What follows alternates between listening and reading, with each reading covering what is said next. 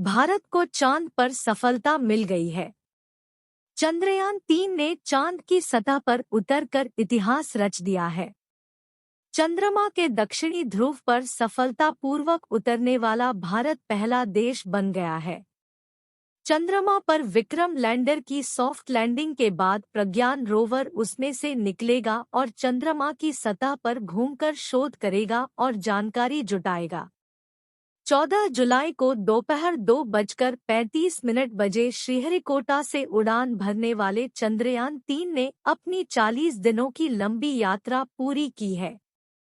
चंद्रमा के दक्षिणी ध्रुव पर लैंडर की सॉफ्ट लैंडिंग कराना, चंद्रमा की सतह कही जाने वाली रेजोलिथ पर लैंडर को उतारना और घुमाना, लैंडर और रोवर से चंद्रमा की सतह पर शोध कराना। प्रज्ञान रोवर विक्रम लैंडर से कब निकलेगा? चंद्रयान-3 के सफलतापूर्वक चंद्रमा पर पहुंचने के बाद भारतीय अंतरिक्ष अनुसंधान संस्थान इसरो के प्रमुख एस सोमनाथ ने प्रेस कॉन्फ्रेंस करके इस अभियान की अहम जानकारियां साझा की है। चंद्रयान-3 अभियान का विक्रम लैंडर चंद्रमा पर पहुंच गया है। इस लैंडर में रोवर भी है जो चंद्रमा का अध्ययन करेगा। इस रोवर का नाम प्रज्ञान है। एस सोमनाथ ने कहा कि प्रज्ञान रोवर जल्द ही बाहर आएगा और इसमें 1 दिन भी लग सकता है। इसमें से कई यंत्र भी निकलेंगे जिनमें रंभा शामिल है। रंभा चंद्रमा के वातावरण का अध्ययन करेगा। ये रोवर 2 अहम अध्ययन करेगा जिनमें सबसे पहले लेजर से उस जमीन का अध्ययन करना शामिल है। इसके साथ ही उसके रसायन को भी जानने की कोशिश की जाएगी। इसरो चीफ ने बताया कि इस अभियान की सबसे मुश्किल घड़ी उपग्रह को अंतरिक्ष में ले जाकर छोड़ना था और फिर दूसरी मुश्किल घड़ी इसको चंद्रमा पर लैंड कराना था। चंद्रयान-3 की चंद्रमा पर सफल लैंडिंग के बाद भारतीय अंतरिक्ष अनुसंधान संगठन इसरो के प्रमुख एस सोमनाथ ने अभियान की सफलता की घोषणा की।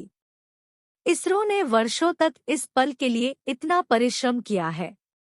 मैं 140 करोड़ देशवासियों को बधाई देता हूँ। हमारे वैज्ञानिकों के परिश्रम और प्रतिभा से चंद्रमा के उस दक्षिणी ध्रुव तक पहुंचा है जहां दुनिया का कोई देश भी नहीं पहुंच सका है। अब चांद से जुड़े मिथक बदल जाएंगे और कथानक बदल जाएंगे। नई पीढ़ी के लिए कहावतें भी बदल जाएगी।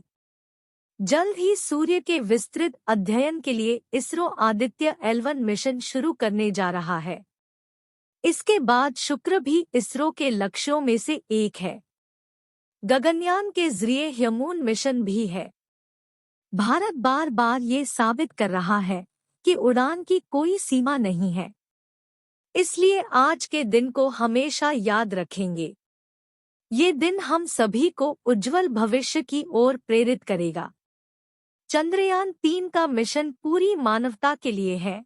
यह मानवतावादी विचार पर आधारित है।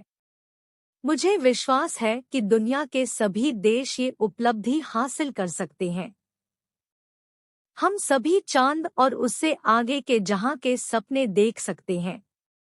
भारत की उड़ान चंद्रमा की कक्षा से आगे जाएगी। अभी कहा जाता है चंदा मामा बहुत दूर के हैं, और अब एक दिन वो भी आएगा जब बच्चे कहा करेंगे चंदा मामा बस एक टूर के हैं।